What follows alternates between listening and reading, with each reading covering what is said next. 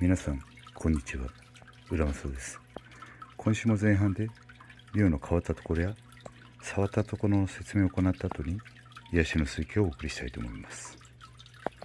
今週触ったのはこちら、石の苔落としです。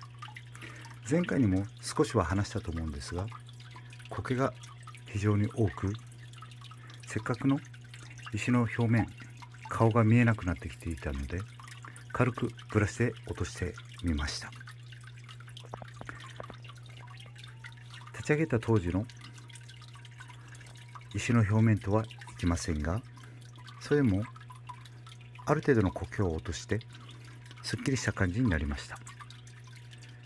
自然の川でもそうですが、石の表面には苔がついたりしているので、このくらいの苔が残っている方が自然っぽいかなと適当にごまかしながら作業を終わりました。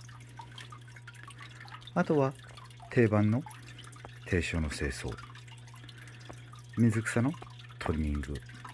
今回は特に成長が著しいこちらの水草を思いっきりトリミングしてみました。これでも 1,2 週間するとまたかなりの量水草が増えてきます。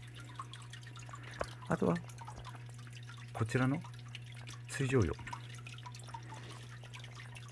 こちらの花が次から次に咲いてきて目を楽しませてくれています。